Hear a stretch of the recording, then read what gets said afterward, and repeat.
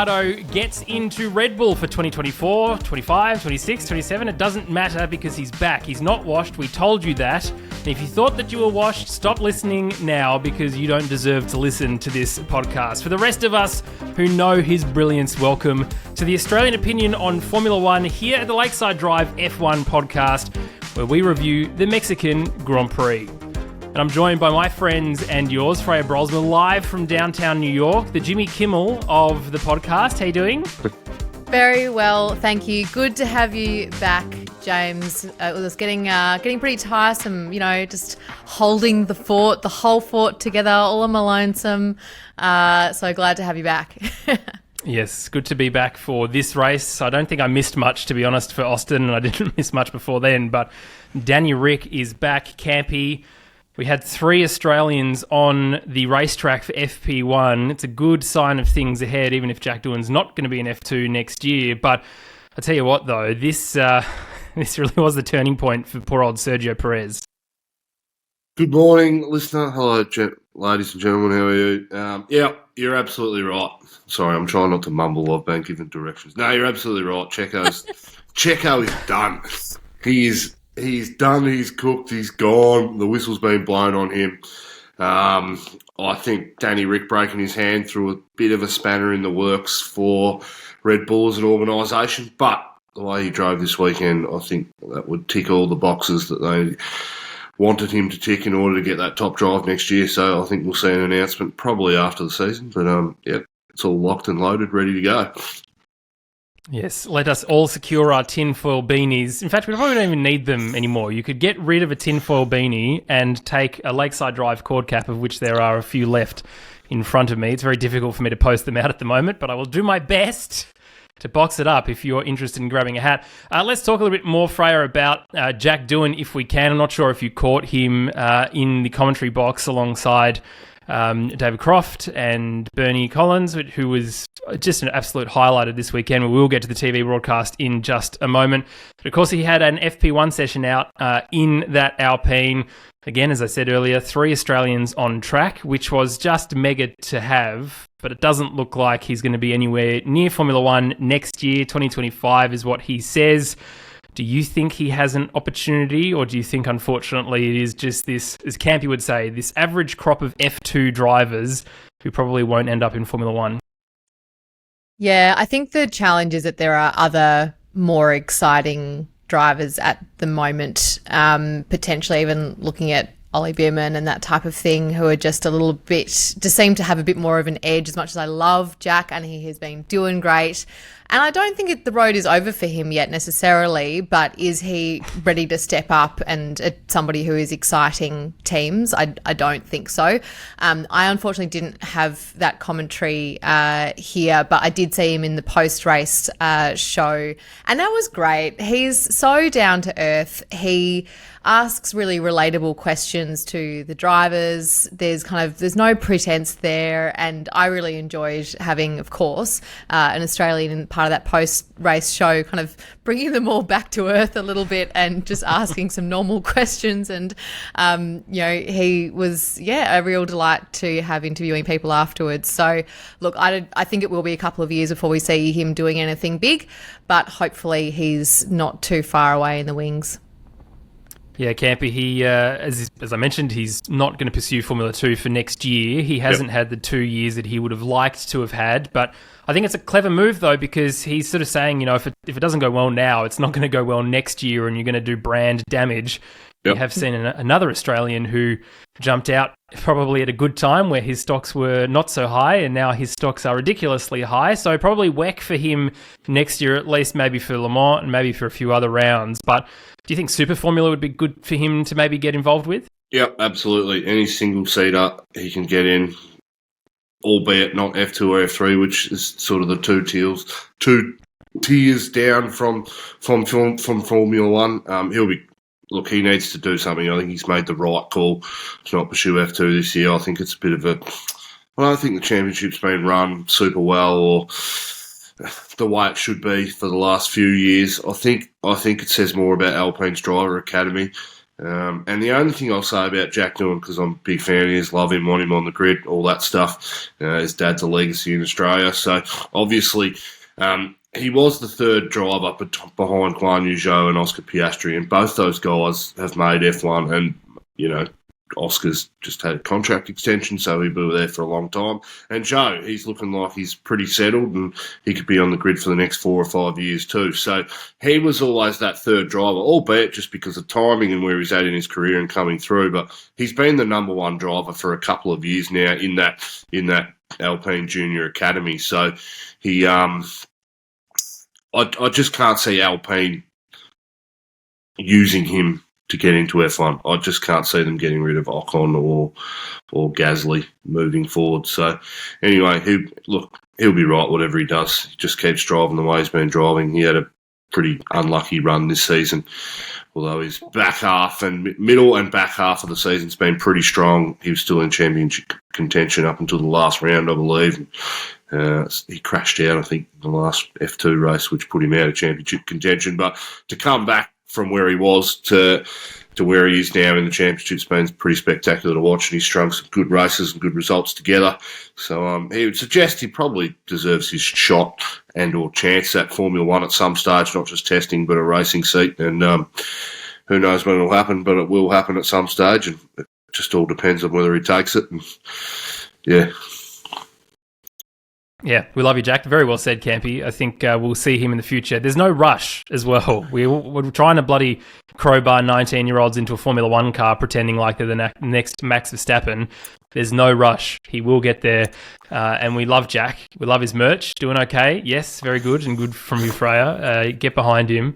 Follow him on socials. He's a great bloke. What I think is hilarious, though, Freya, just before we move on, is there's two Australians, right, styles in Formula One. There is the Mark Webber style and there's the Daniel Ricciardo style. Oscar Piastri, obviously, the Mark Webber style. Very reserved how he talks, very logical. If you listen, you could layer Daniel Ricciardo, Michael Italiano, and Jack Doohan's voice over each other answering the same question, and they all have the same inflections, exactly the same sound, tone, how they answer. It is hilarious to me listening. Anyway, I just thought that's very, very good. Let's talk more generally, because the top no toys left. Talk to us about your cot. Oh, the cot is empty, and I might just get rid of the fucking cot itself. Do you know who I'm blaming just for everything that went on that I was unhappy about this weekend? Is whoever's decision it was to not put the mariachi version of the F1 theme song at the start. Because you know what? That's where it bloody started.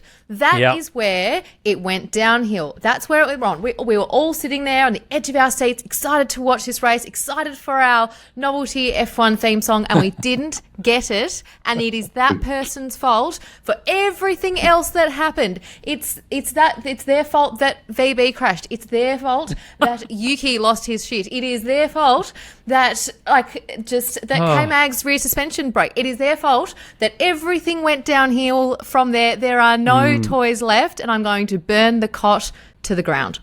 So the TV director was an absolute Rugby World Cup final. Because that was a disaster. Hey, Campy, out of 1 out of South Africa, how happy are you? Pretty gutted. That's a big shame. Let's also bring up Eddie Jones as another point. Jeez. There's been a lot going on in sport this weekend. Yes. A lot. I am sorry for your loss, though, because I was All Blacks. I was hoping they would get up.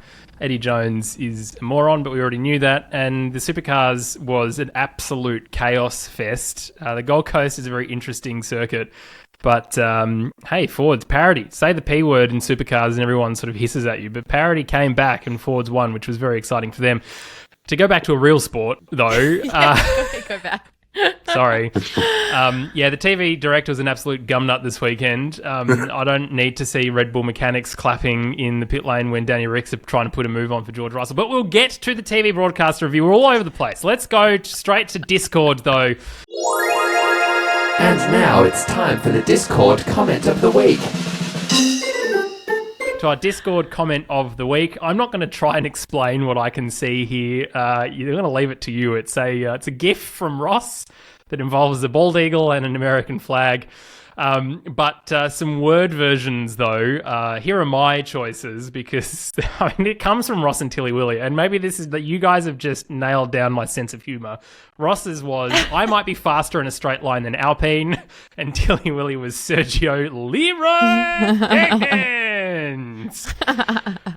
What about you two? Freya, who did you have? I have 3 listed. Yes. Okay, so the first one from Ben M, which reads, I've called in late to work, but if DR gets a podium, I might be 23 hours late. I really enjoyed that one. That was when DR was sitting in 5th and looking pretty hot still. We also had, what lap did Ocon send a message to HAAS he was going to send it on Hulk? Mate, even Australia Post ships it faster than this, mate. Oh, so Rapid good. Pajala, thank you for that one. That was excellent. And the last one, sorry, I just couldn't decide. These were all so good. Well done. Rapid Pajala, you're going to kill Campy by the sounds of things.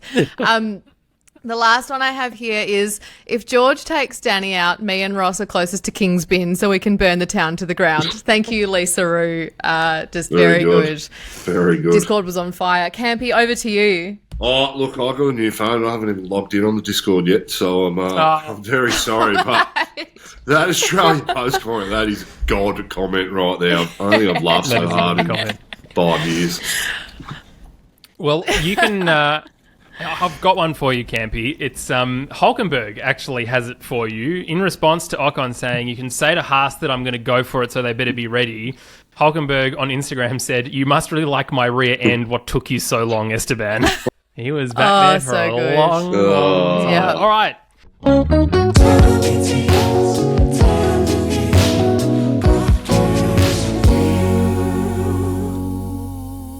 Let's do Tommy T's television broadcast review, and the great man himself messaged me and asked if I was okay after my surgery and if I enjoyed having Formula One at a normal time of the day, to which I said yes, and then he didn't reply again, so there's no surprises there. All right, let's talk about the anthem, Campy. The US anthem rendition, by the way, was absolutely terrible. I can't believe you enjoyed that. That's just my 2 cents back from the US Grand Prix. Pick up the pace, don't mess with it. This was quite interesting, though. It had a trumpet opening and then a children's choir. What do you think of the Mexican anthem? Excellent. I'm all about it. That's good. Good rendition. Could have been quite nice. It would have been great. No, quite a nice uplifting. Yeah, that's good. That's good. The South America's great. They've got great culture, and everything they do looks better than what we do it in Australia. So I was very impressed. It was good. It was very good. No flyover, but they also, Freya, didn't try and take down a helicopter with fireworks.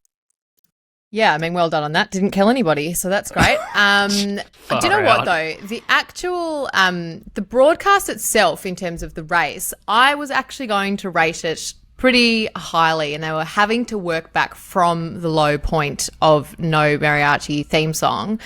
But then I actually thought they did a pretty good job of it. We were seeing a lot of the mid-pack battles, which we often complain about, so that was great. But then, as quickly as they had built themselves out, they brought themselves back down again when they went over to the Red Bull garage when George Russell and Daniel Ricciardo were still going for it on track, literally with half a lap to go. And so I'm afraid it's back down to like a 2. And we're doing so well, but then to just that, I had one opportunity just to kind of go, yep, this was actually really great, and that annoyed me. But I loved having Bernie Collins there. She was particularly good this weekend, just talking about the different tyres, obviously, and talking about things like the thin air up at this altitude and how that affects temperatures and whatnot. So she was fantastic. So on your Bernie, love it. Yeah, the actual pit walk, or the grid walk, I should say, beforehand, fantastic. We don't need Martin Brundle chasing celebrities every week, I've decided. We need 1 week he can do that, or 1 race he can do that. And the following race, we can have Bernie and Danica, who I thought were, by the way, a really great pair. There's so many penalty points for, though, Bernie mispronouncing Ricciardo's last name. And, and there's also a trophy going to Danica for calling that out at the very end of the broadcast. Ricciardo or Ricciardo looks at Bernie like...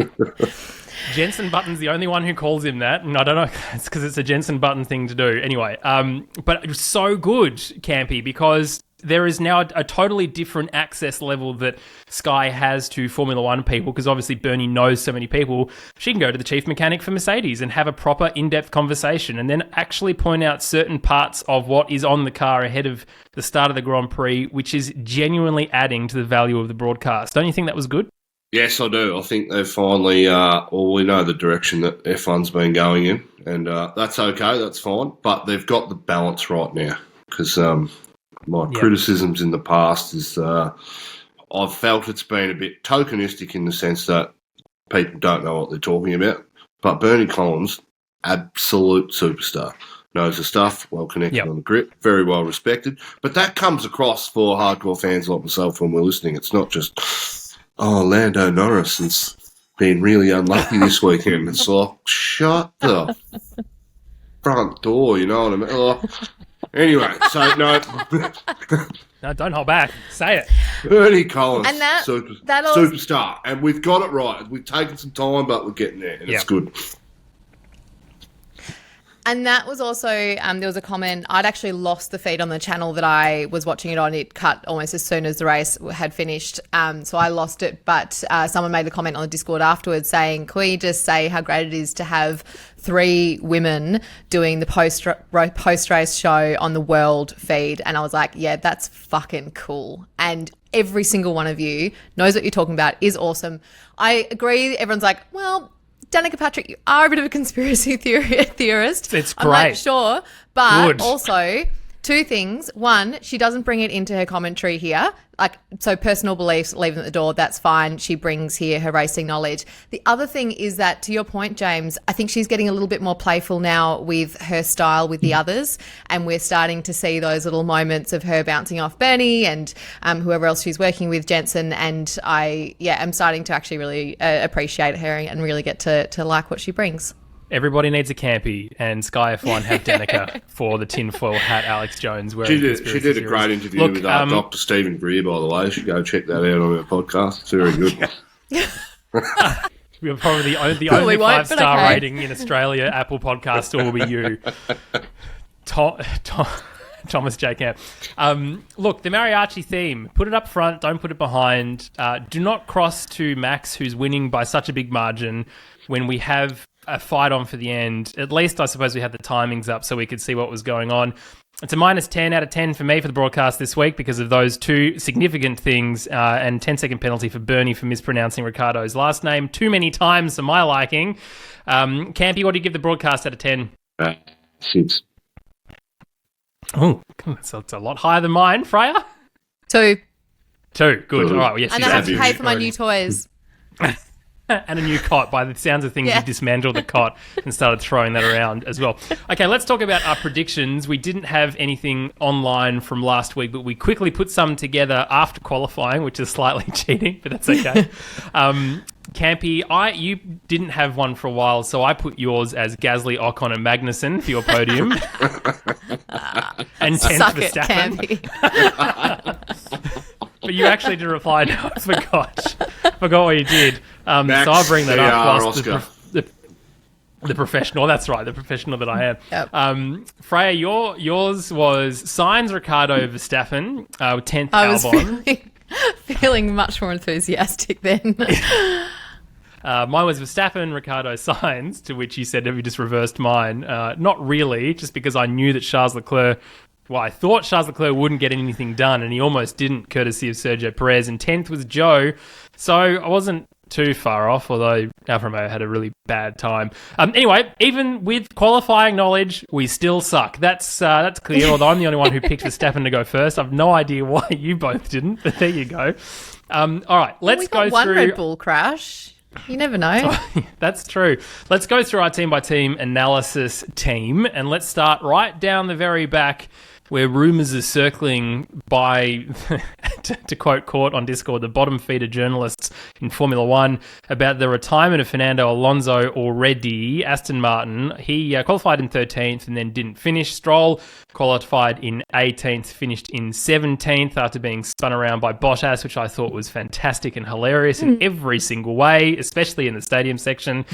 Campy, let's talk about Aston Martin sort of more broadly, because at this juncture, we have had at the beginning of the year, so many podiums from this team. Aston Martin were running second in the championship. Fernando Alonso was pulling out performances which were very akin to the old Alonso that we know. And he was so close to getting that victory in Monaco if they'd made the strategy call right, which they didn't, but that's okay. There's still plenty of points, still plenty of meat on the table, except he was the only one eating and Stroll was serving it. There is now rumours going around of Stroll Senior, Daddy Stroll, selling the team to give his son an out. And also there is rumours about Alonso retiring. I've heard neither of those rumours from anyone that I actually trust. But I would not be surprised if there is an exit strategy coming down line for Aston Martin. Cognizant, their main title sponsor isn't joining them for next year, so there is potentially some interesting changes afoot. What do you think of this as an organisation? Because to talk about them first up, right at the very back of the grid, is a massive surprise compared to where we were at the beginning of this season. Well, initially, this is my thought straight away. Tinfoil beanie right here is they were cheating and doing something, and they've been found out behind closed doors, and they can no longer do what they were doing. Hence why they've fallen off. I'd be looking at FIA technical directives that we've had in the last 3 months. The tyre changes, obviously the changing of the manufacturing of the compound and its structure. Clearly had a big downturn for them, so that's part of it. I'd suggest they've probably gone down some development routes which haven't worked out and haven't secured the fundamental, philosophy of that car and the way it's designed.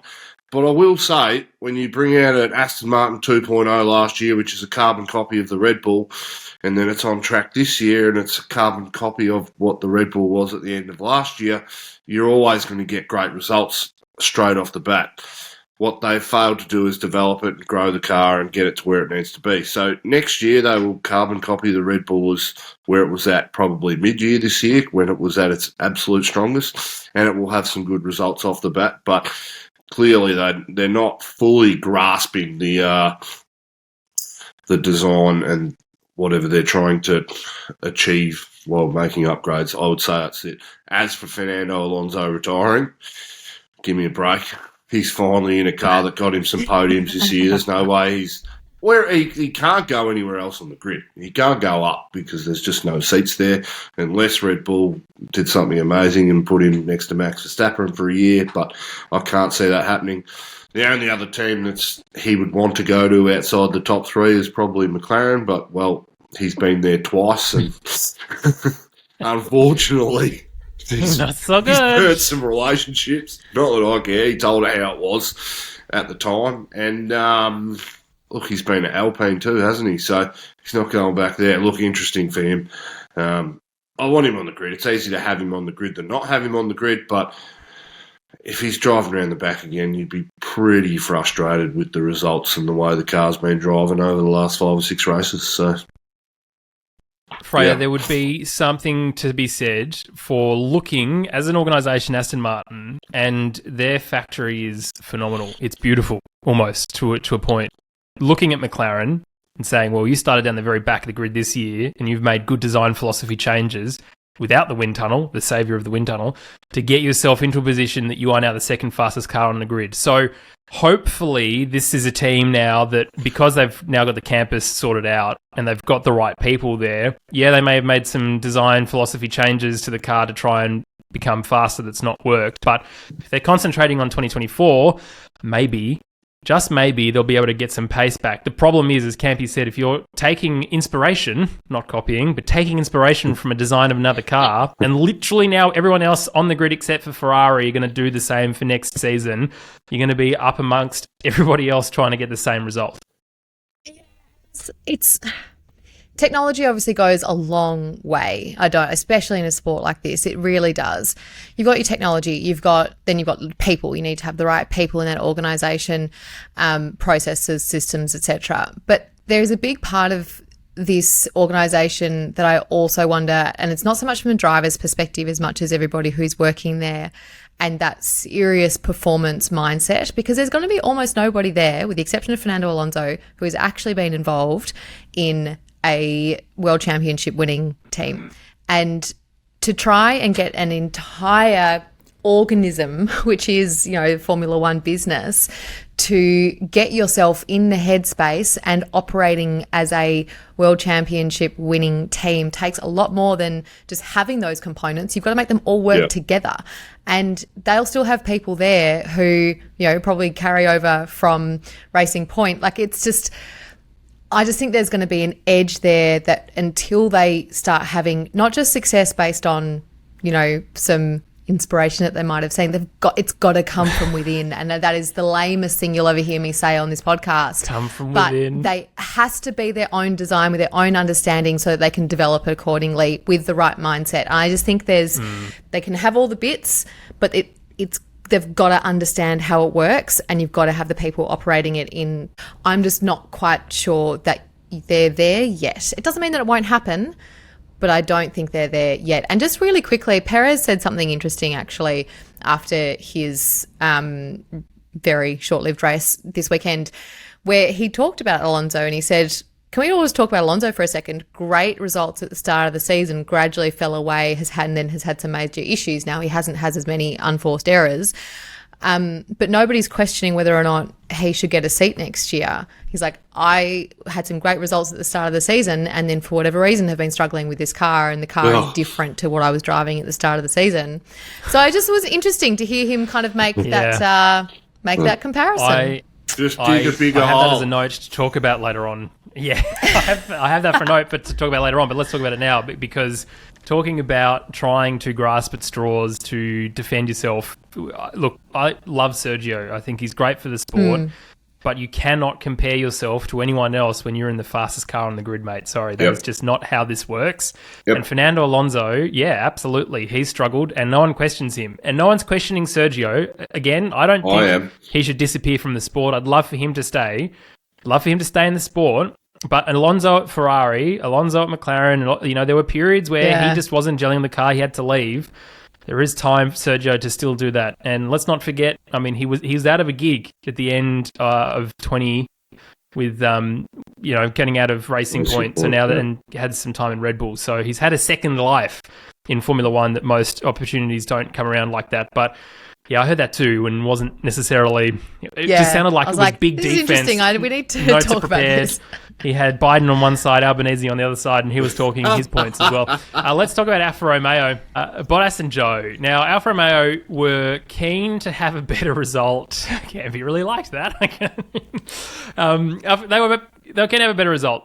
As you guys have said for the last couple of weeks, it's very difficult to try and find new things to say at the tail end of the season. We've got 3 rounds to go with the race this weekend, of course.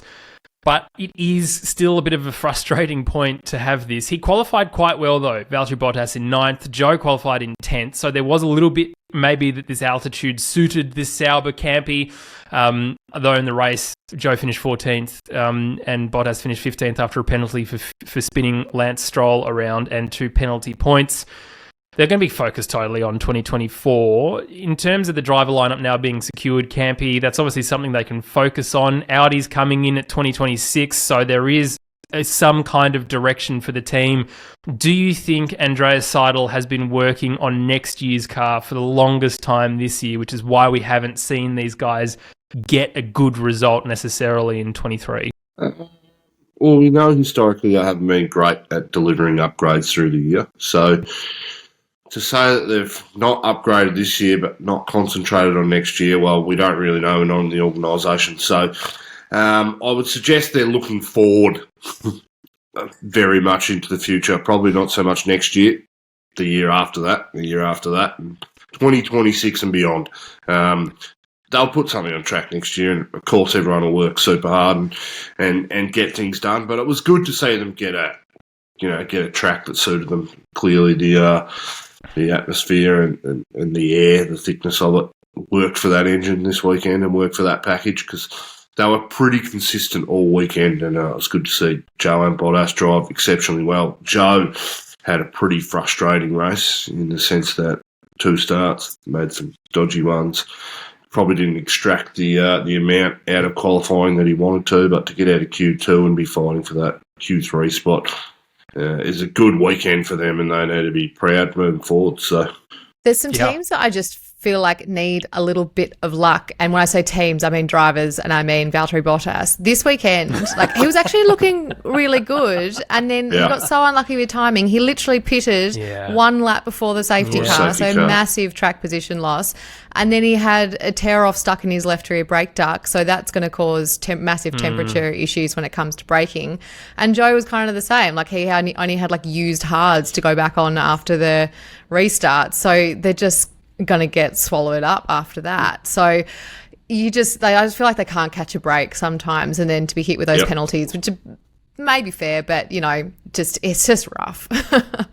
And thank you to Daniel Ricciardo's performance. They're now 9th in the championship, and this next team, HAAS, is back to the bottom. They're back, baby. And there'll be a phone call, I'm sure, that's been had between Gene and HAAS already about this. Hulkenberg qualified 12th. Finished 13th. He was having a very good run. And maybe, again, with the altitude, he was able to nurse his tyres for probably another 5 to 6 laps before they totally fell off a cliff. Magnussen, of course, having that issue. He qualified 17th, so it wasn't a good quali for him either. That was a big crash, though, Freya, that took a long time for the stewards to call a red flag, to call a safety car. The medical car took too long. There was no one with a fire extinguisher. I understand it's in a bad spot of the track, but they need to be better prepared for something like this. That was not good, watching Kevin Magnussen sitting there for such a long time before he had any attention or help with that car. With a crash that is obviously so big, why was there not just an immediate red flag? Like, it just should be automatic. You know, they took too long to... That's the main thing for me, is because you need everybody else to get off the track as well in order for it to be safe for marshals to come out and other people to be on the track as they need to. So that was the thing for me. It's not is there anything we need to clear? It's not the question of do we need to clean the track or whatever it might be. Obviously, there's going to be a massive recovery operation here. So that should have just been an automatic red flag. It did all take way too long. And it was a bit of a bizarre race for K-Mag before that as well, because he'd had that off on the straight where he basically went round the side and then kicked up a bunch of dust into whoever was behind him. Must have been one of the Williamses. So I was he was already on my mind a little bit, and then that happened all of a sudden. Just to have that failure was a bit scary. So they were kind of looking at whether or not that was something that it was, you know, there the whole weekend and a bit of a ticking time bomb, or whether or not it was a result of something that had happened during the race. We're kind of yet to hear about what was going on there. And then Hulkenberg in his 200th Grand Prix, he worked so hard to try and stay in the points, but, you know, only one set of mediums left with 37 laps left. It was going to be pretty hard. Campy, we haven't spoken about race direction for a very long time. I feel like once Michael Massey was fired by the FIA for making a decision, which is still ridiculous to me, and one day we'll have a conversation with him, that no one has called out the race directors and the now race director for being absolutely shithouse at their job all year. And they have been. They have thrown red flags so late. To take one of your lines, they have been braking at ghosts and then questioning themselves and then throwing it, because it feels like what the FIA did to Michael Massey, they now are all worried about their job, so we'll double, triple check everything before they make a decision, which I think is just ridiculous. Yeah, it's a bit like Gasly being shit. You just don't want to talk about it every week, so you sort of just leave it alone. So, outstanding. Sorry, I'm just on the back end of Corona at the moment. And anyway, Corona.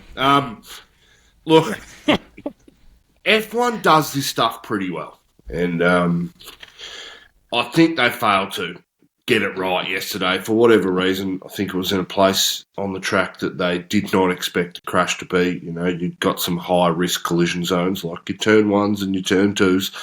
But that section of the track where Magnussen crashed was not an expected place. So, look, I give them some grace to get it right. But if that had have been a Roman Grosjean type incident, we could have been staring down the barrel of a very serious failure of what the stewards and the race directors need to get right. So they'll be better. They'll look at it internally and they'll sort it out, and they'll get more process, more procedure. Not sure that we need that, but they'll get it right next time, and we'll go from there. You don't see mechanical car crashes like that very often these days. Well, there's a lot of sensors on the car, so they know when it's overheating, or they know there's something wrong. They know when there's an oil leak or whatever it is. They know because they're monitoring it very carefully. I think this failure, whatever it looked like it was in the rear suspension somewhere. It happened, caused the accident, and that's very rare in this sport. They test parts and components, on 110% of their loads that they'd go through in a Grand Prix, and they recreate the race conditions for every part in order to make sure that it gets the life and the durability out of the parts that it needs to. And I just think this is one of those ones which caught them off guard. Would be frustrating for us. Looks like to be a brand new chassis, brand new car for next weekend with 3 races to go. Probably what they didn't want to be spending their allotted budget on the last part of the year, but that's the reality of it. And it's good to see K-Mag's okay. He was a bit shaken when he got out. You could see he's a bit hurt. He wasn't expecting it. So obviously when it stepped out, he was probably super tense when he had the impact, which makes things worse. So these drivers know when a crash is coming, they know to take their hands off the wheels, relax the body, and it's almost best to be drunk in a car crash that you're not expecting, because at least you're all free to move. But he was clearly shaken up. It was a big collision, but anyway. Yeah, well, we can be critical of the FIA because it's literally their job, and I know we're armchair experts in that instance, but again, it's literally your job. Just be better at it. You better learn next time. Let's talk about Alpine. Gasly, 11th and 11th out of the points, and Ocon, 16th and 10th. Ocon finished a Grand Prix. Absolute result for Alpine after the 1,700 people that now own this team. If you like a sport and there is someone famous in it, they probably own Alpine. That's at least what's happening. That's not really sort of translating to anything on track. Ocon did finish in the points, though, with 1 championship point, Freya, and Gasly finished in 11th. Alpine is just kind of in no man's land at the moment, aren't they? No team principal, no man's land. It makes sense. I said this to Campy last week. I was like, you can take all your investors and add another 100 if you want. Can they buy you a team principal? No. There's no. I just get concerned with the leadership and things like that, because it's just such a fundamental part of a sport that operates just under such high pressure conditions. But yeah, look, great for Ocon to be in the points. He said he was really happy with their strategy. Got a few places off the start after the restart. So I think he probably did as well as they could. Like, that's definitely as high as they would have got this weekend. Gasly, started where he finished where he started. So that's good enough. There's plenty of other people who went further back. And he had a good battle with VB a bit later in the race. I think he kind of lost a bit of what he'd achieved in the first half after the restart. He kind of went a bit downhill from him after that. But hey, he finished where he started, and many people did a lot worse. Yeah, well, the safety car restart was sort of negative for lots of people, including Danny Ric, but including the Alpines as well. With the tyre allocation they brought, not many people brought that many hard tyres with them, so it was interesting to see.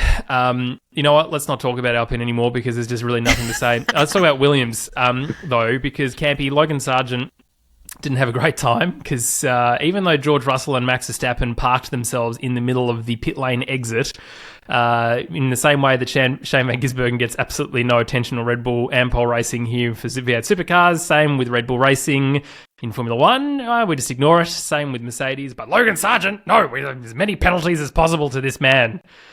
So he didn't have a good time. He finished in 16th. Albon, though, getting in the points, though, finishing in 9th, which was good. Everyone was like, he's getting into Q3. He's been so fast in free practice. Qualified 14th, Campy. Yeah, look, I think people are expecting Albon to do well. This track clearly suits their car aerodynamically, long straights, long start. It's slippery, we know that. So they would have been expecting a better qualifying. I think Albon showed his pace, and there's genuine pace in that car now. It's not the car that we've seen for the last, 5 or 6 years, and at times where they've been 3 laps behind everybody else. But, great result for Albon. Sargent, well, they're just throwing the book at him, aren't they? He can't get anything right. Seems like in his home Grand Prix, first weekend for the points, albeit he didn't get to celebrate it on the day. Only 4 or 5 hours afterwards. It's a bit of a shame, but you go from the highs of Formula 1 to scoring your first points to the absolute lows and Oh, look, I think we need to genuinely consider once you reach a certain threshold on a racing weekend, there's just no more that you can do to somebody's soul in order to hurt them anymore. So just give him some mercy, would they? Yeah, you're not He had wrong. a fuel pump issue, I think, as well. So He did. like, you know, you go, even with a fully functional car, he's doing his best, and then he can't get the fuel to the engine, so he's not going to have a good time after that. Albon's post-race interview was actually kind of interesting because it tells you a little bit about how little we see on track sometimes, because he was saying, I knew I was on a totally different strategy to the front runners, and my goal really was just to lose as little pace as possible to the people who I knew I was not battling with, and then only fighting when it was appropriate. So he had a total strategy in terms of where his battles were going to be. His focus was on not losing a certain amount of pace rather than trying to gain certain places. And it was just interesting to hear from, because obviously we can't tell any of that when we're watching, but he was also struggling with temperatures as well, I think, this weekend. Tough for both of them. Logan was running 12th until the last corner where he had to box the car because of the fuel pump issue that you mentioned, which is just, as you say, Campy, just mercy. Mercy, Formula One to Logan Sargent. Let's take a quick break. We'll be back very shortly. And we're back. Let's talk about Alpha Tauri and Yuki Tsunoda's inability to be patient, thus ruining Alpha Tauri's opportunity to get a lot of points. He was very much pushing the line by pushing Oscar Piastri, which was not so good. He had all of the penalties, though, because they basically gave him a new car, which meant for Q1 and Q2, he was able to give Danny Ric a hand. But Danny Ric, all by his lonesome, got fourth for the qualifying session, which was fantastic on the raw pace of that car and his ability. He finished seventh in the Grand Prix, probably would have finished sixth in the Grand Prix if Tsunoda was still racing Oscar Piastri, thus keeping Lando behind. Anyway, what could have been. But Campy, that was very, very, very frustrating to watch. Yeah, I think as an Aussie fan, it was frustrating. I think Yuki hasn't had a car for a lot of his career where he can genuinely get in the points most weekends, and not just get in the points for those 9th and 10th positions, genuinely try and push up the grid. So just think he showed a lack of maturity this weekend in the way that he drove. I think he's just a bit too eager. He just needed to sit back, relax. He clearly had the pace in the car to get Oscar, but Oscar was driving supremely and putting his car in the absolute right position to make it really difficult for him to do so. So, look, bit of maturity on Tsunoda's end, and it would have looked completely different. But, geez, you got to give it to Oscar. He's clearly managing some issues in that part of the race, and to have contact with another car twice in 2 laps. And we don't know what he managed towards the end of the race either. Geez, the kid's just he's like the Iceman, isn't he? Just ice running through his veins, the new Kimmy. Freya, Tsunoda was a rocket ship, though. That Alpha Tauri was a rocket ship, and there was a glimpse of that for Danny Ric in Zandvoort before he had a practice and a half and then injured himself. Was carrying the damage in Austin, of course, as we know, is his first time back, but he said beforehand that he feels like he's got a chip on his shoulder to try and get that pace out. He showed that through this weekend. As I said at the beginning, he's not washed, hasn't been ever washed, just the McLaren was a piece of shit. Likes to drive the car in a certain way, and Alpha Tauri are happy to go down that direction, and we can see that is obviously something that suits him. Now, this is not an Alpha Tauri car that's going to be fast everywhere. It's a confluence of factors, including the altitude, as we said. But tell you what, in terms of a boost for the Australian Formula One happy scale, that was pretty significant. It just put a smile on everybody's faces, and I think it was really nice Except for Sergio Perez's face, sorry. Except for Sergio Perez. That's very, very fair. I think, right up until Yuki lost his cool, it was actually really nice to see both of those cars having a good time. Like, Yuki had fastest lap from kind of lap 21 to lap 26 until Verstappen took it off him. They were both doing so well, and I think we love to see it. Again, you see these teams which just have a tougher time than other people because of what they're working with, and so it was really, really enjoyable to see them both up there for so long. And then, obviously, Ricardo and Lando, and Ricardo basically comes up and he goes, I've got a question for you. And he goes, okay. And he goes, what was your pace like before the red flag? And he goes, oh, and he goes, would you have caught me? He goes, no. Right. So we were on for fifth until the red flag happened, and just cuts him off straight in. He was and what that says to me is confidence. He had so much confidence and trust in what that car was going to do. And I think, to your point, James, it reflects so much about the predictability that he's getting in that car. And I know there was probably a little bit of luck involved in terms of getting the setup right here for this weekend, and we might not see it at every track.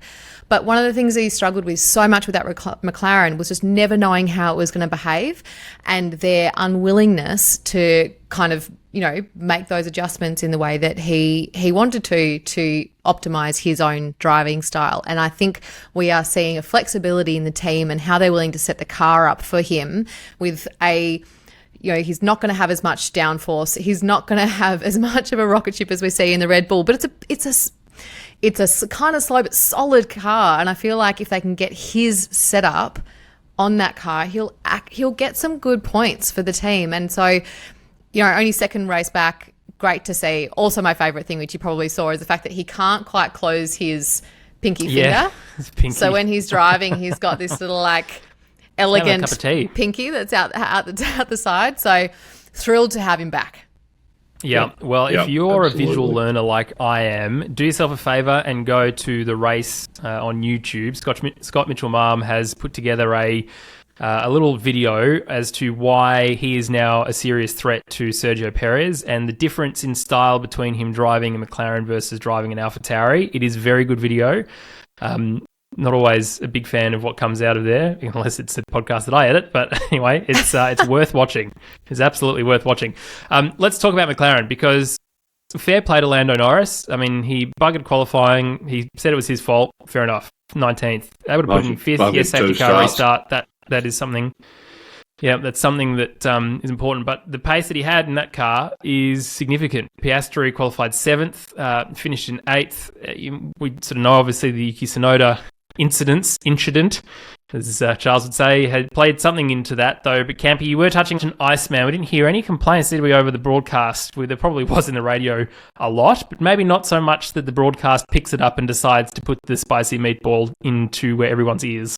Yeah, I think that McLaren's clearly got a sweet spot somewhere, and it seems to be at the back third of the race on a certain compound. And as much as Lando shit the bed off in qualifying and 2 starts this weekend, he benefited from that red flag more so than not having it. Yep. So when the car did hit that sweet spot, and Oscar was clearly managing something all weekend because he just couldn't extract the pace, he couldn't get past Danny Ric, which you would expect them to do, particularly on their last 10 races worth of form. For Lando to come through and get the result that he got, I think he wasn't as far behind as he would have been without the red flag. He's still to that 4 or 5 seconds, but he still had to pass the cars on track. So it was a good result for him. He drove well in that last stint to put it where it did, but I don't think it really shows the overall. I don't think the gap between Oscar and Lando is as big as what everybody's talking at the moment. Clearly, Oscar was managing something throughout the whole race, and we don't know what that is. And, mate, how good is Oscar? How good was his qualifying at times? He's just, mate, he's better than Lando. He's right there. He's putting pressure on him every week. Unfortunately, the race didn't pan out the way we wanted to in that last stint. But, yeah. Look, say what you want about Lando. I'm not super sold on him yet, so... Anyway. I don't think you ever will be. He's been around since 2019, he's 20. British. We got bloody Wayne Barnes and this dickhead in the team who's English too. God. They're just ruining my life at the moment. Oh. Yeah, and basically anyone who's in the junior program, the junior series at the moment, and is a Brit, this guy's like, oh, look at this person, they're brilliant. No.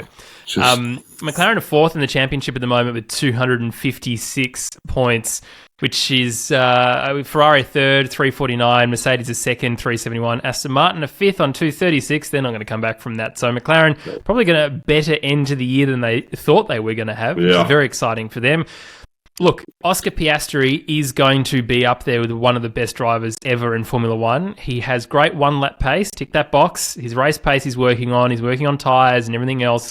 He's probably not up there with Lando for consistency just yet, but this is still his rookie season. So it's very exciting to watch from an Australian point of view with this kind of action for 2024 with Danny Ric probably being in Red Bull and Oscar rather being in McLaren against Lando. Let's talk about Ferrari. Unbelievable that they locked out the front row. They were shocked themselves. Wow.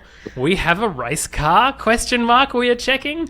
Carlos Sainz qualified second. Charles Leclerc qualified first. And Leclerc finished on the podium, even though Sergio Perez did his best to stop that from happening, finishing in third. Carlos Sainz finishing in fourth. They managed to just find a bit of a gap in the race track, Freya, and stuck themselves there and stayed there for the whole Grand Prix.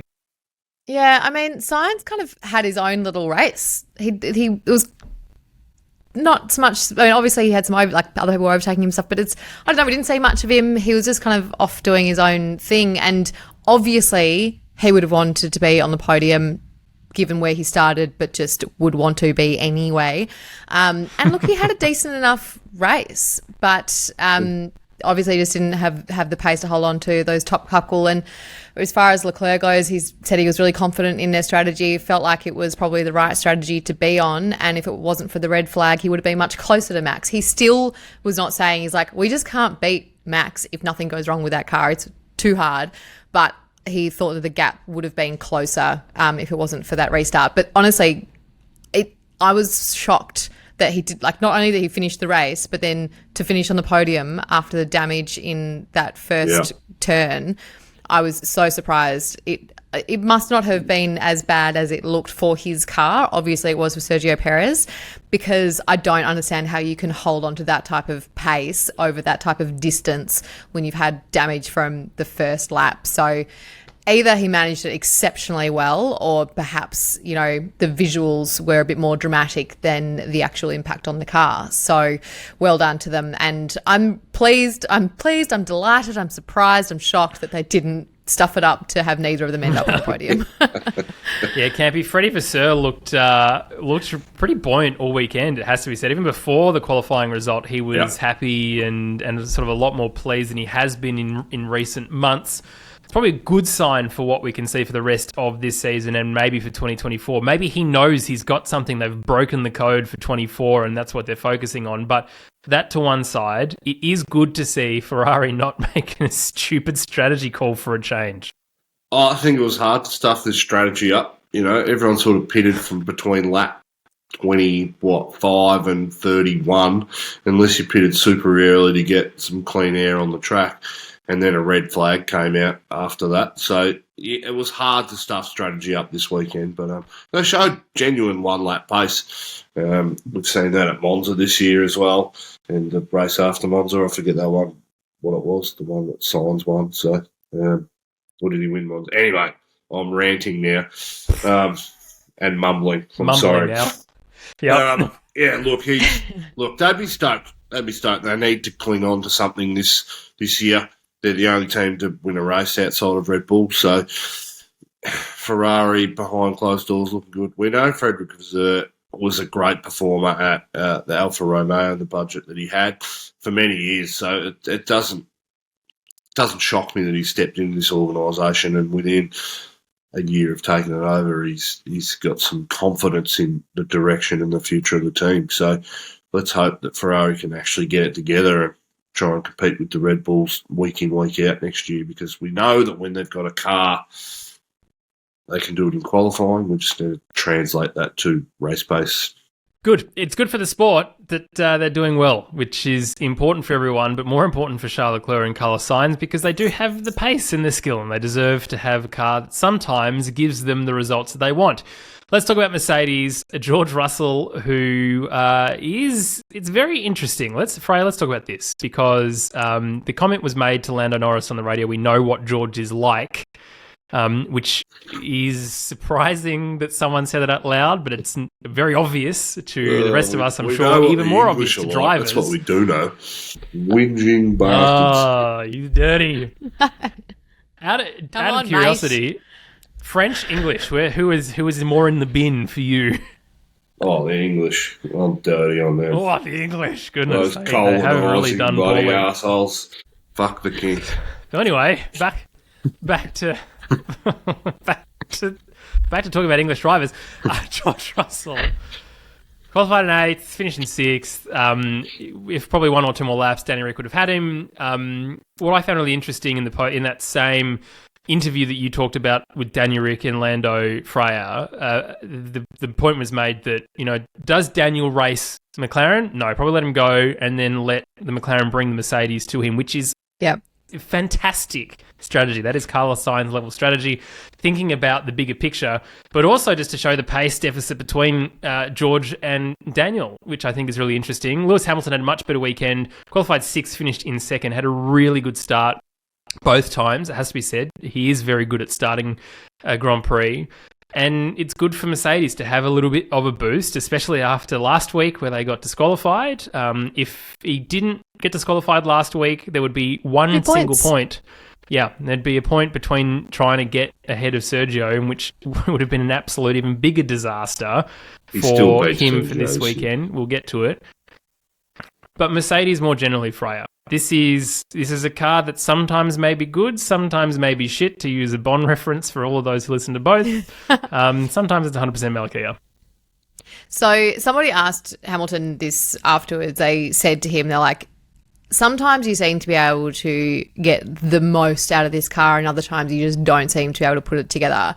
And Hamilton said it is quite literally it is as simple as that. It is me just not giving up. They're like, why can you do it? Why can you not? And he goes, look, you never give up. That's the one thing. It's like, even if you think that you don't have the pace of the people in front of you, or you're not going to have the stability or the grip or whatever it is that you want, you just don't give up. The next one is that regardless of the car that you have on the weekend, and of course he complains on the radio, we know that, but he goes, regardless of the car on the weekend, you maintain the same goals, which I thought was actually quite interesting in that even if he knows that he can't maybe get a podium on weekend, that's still his target. So, and he just goes, and all I can control is me. And so I put my, best into it. And I just go, I think that's where you see the difference between somebody like him and potentially Russell, just in terms of where they think their potential is and where he can put it, even when he's not sure what the car is capable of that weekend.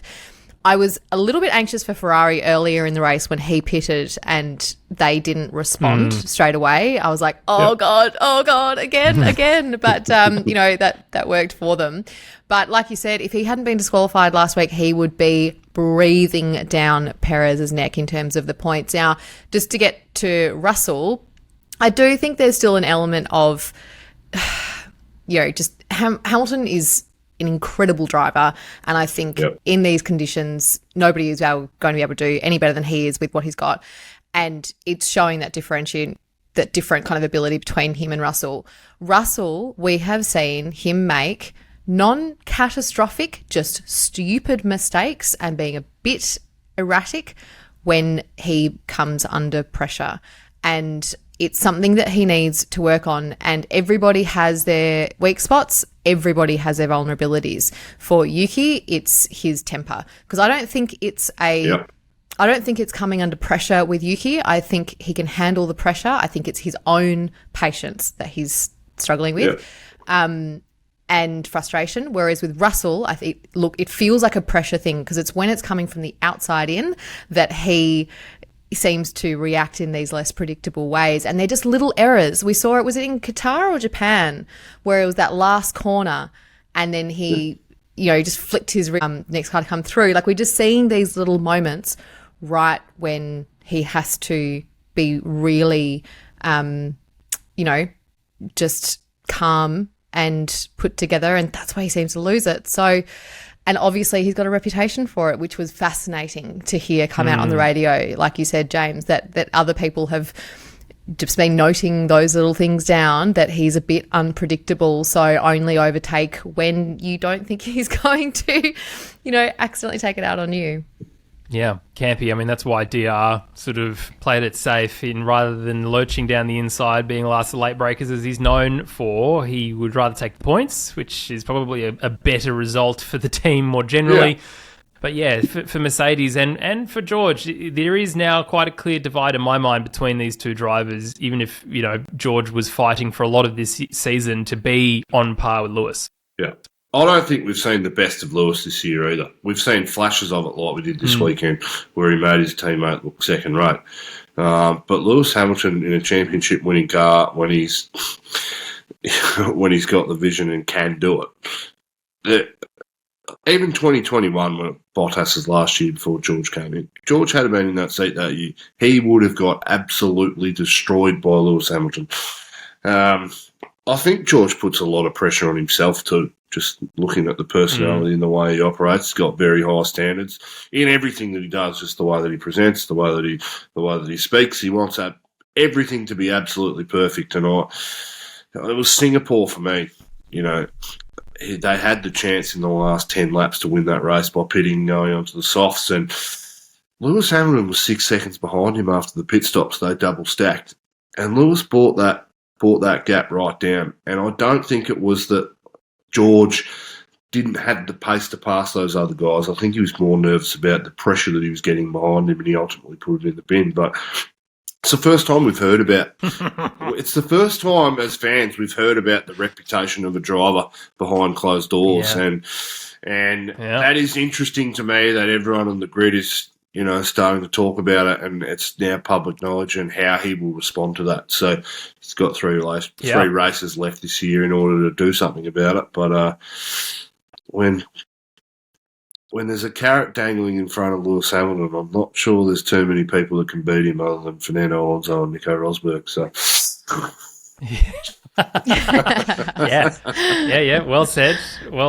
It'll be interesting to see how this all flushes out, because Hamilton's not going anywhere, and I think the gap between George, as I said, and Lewis is bigger than most people realise. Yeah. Let's finish up with Red Bull, of course. Verstappen qualified third. Perez qualified behind Daniel Ricciardo. Doesn't matter if it was one place or the rest of the places. He still did it. Half a second behind his teammate.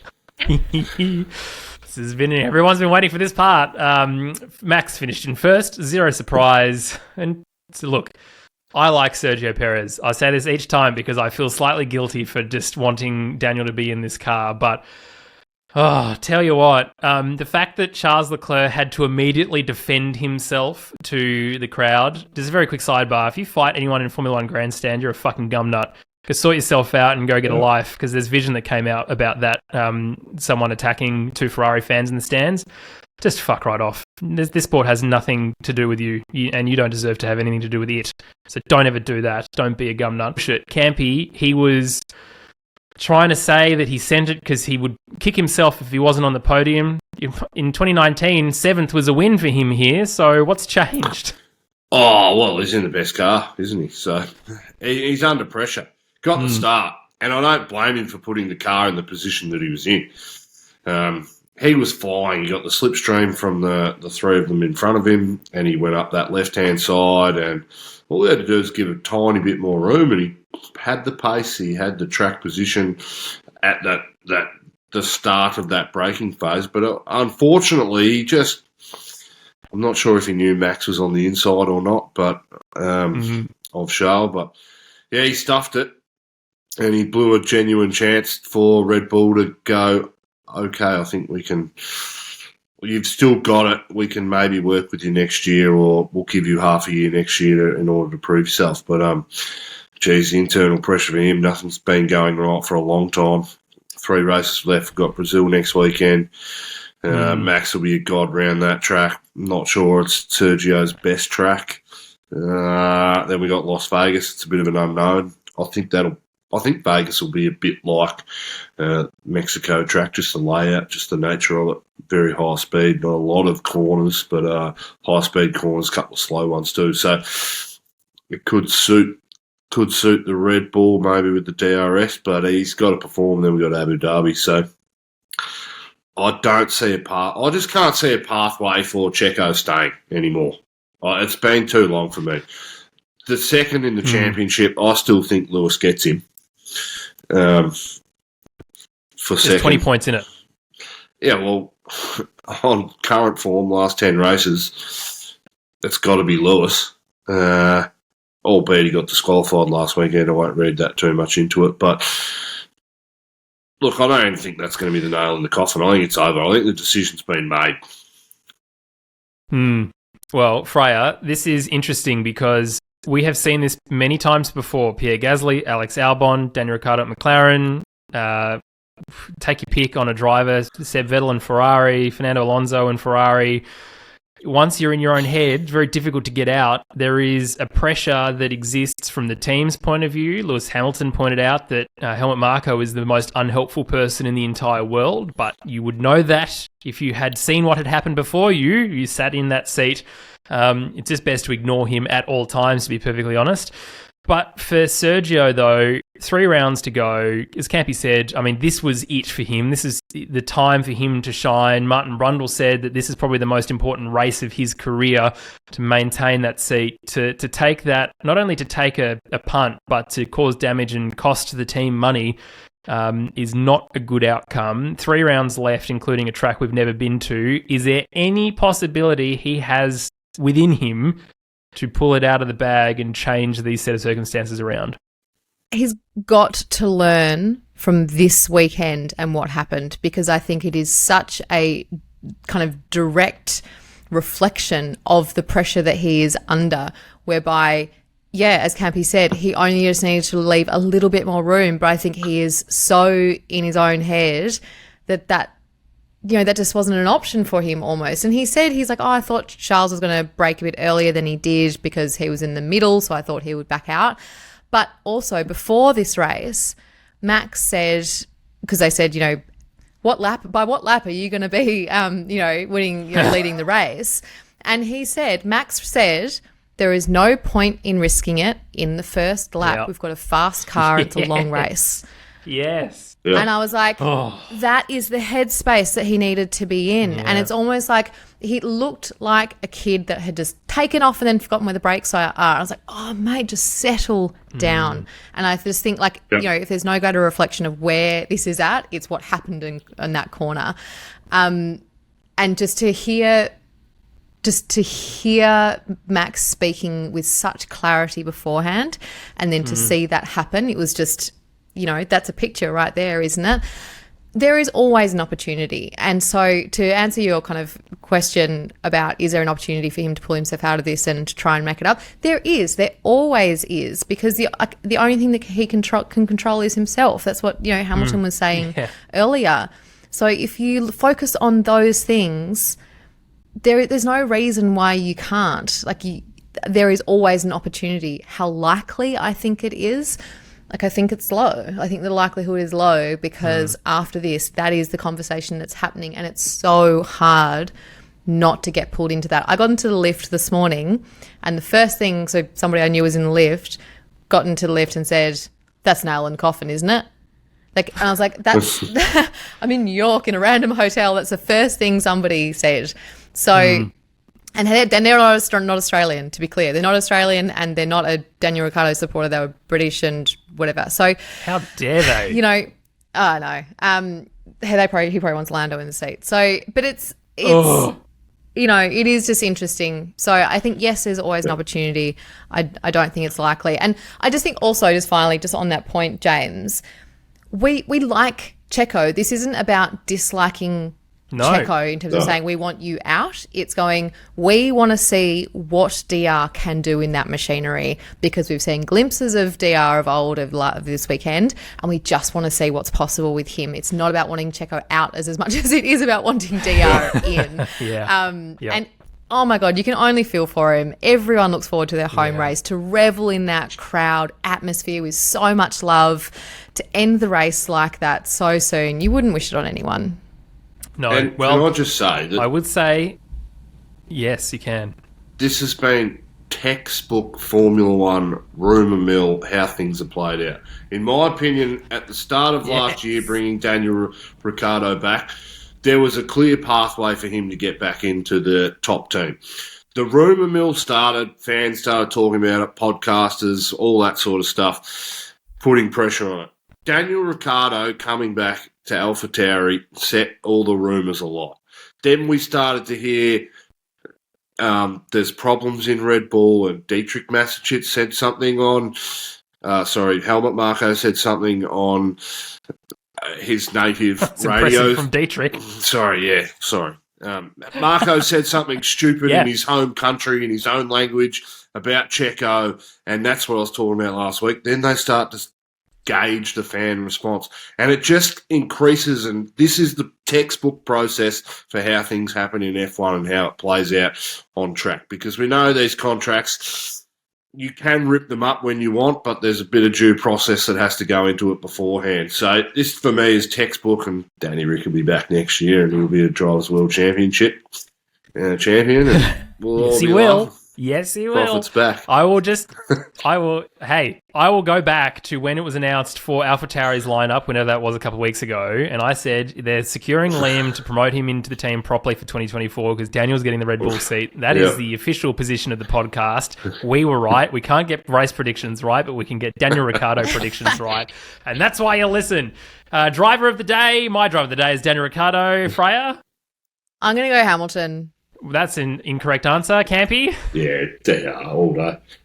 Yeah, thank you. Should have got fifth. Hamilton, what, he got second? Unbelievable. We've got to can't all say the same thing every week Yes, for we the same can. answer. Absolutely, No. we can. Bit He's creative. English Right, too. let's do- You're a trader. Let's wrap it. Yeah, it's good to be back. Let us wrap up. We Sure haven't done this about for a that? couple of weeks, but let us wrap this up with a fantasy team name competition.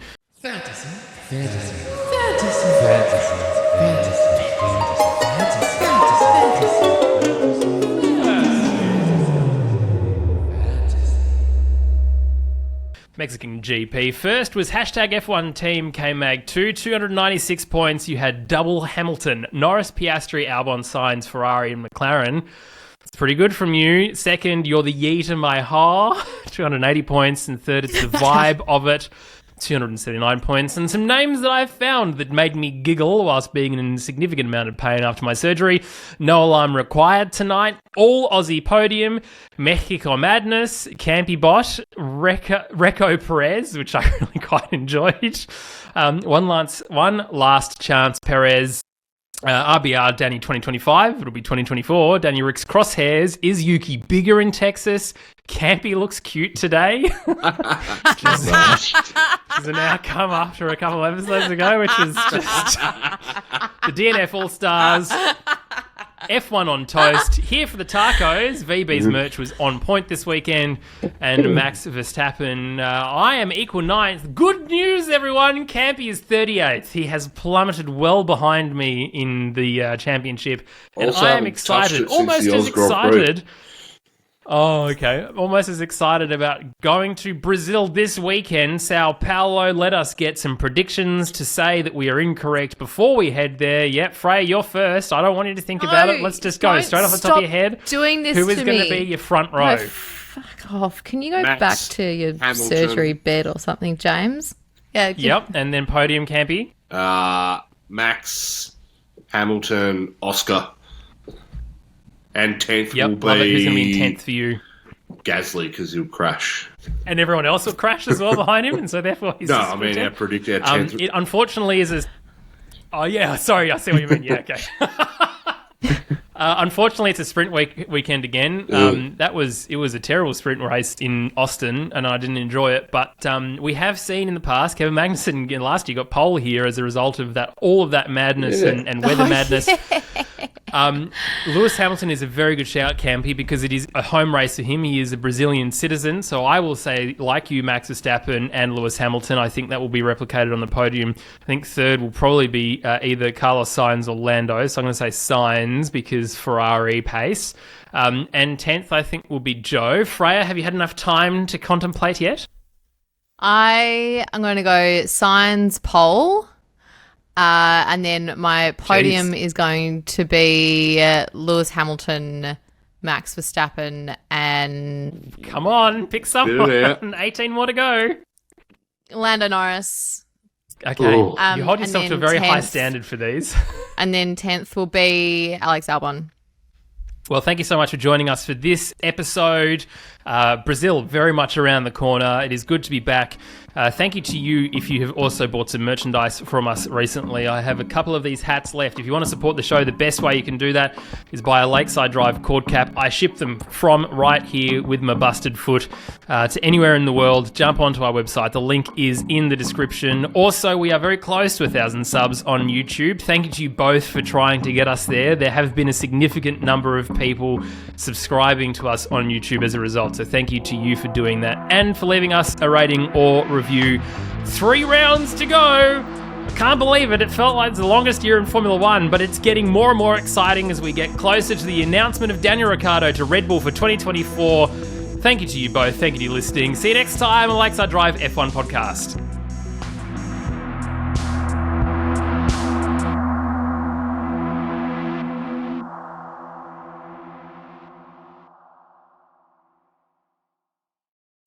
Aussie Pride.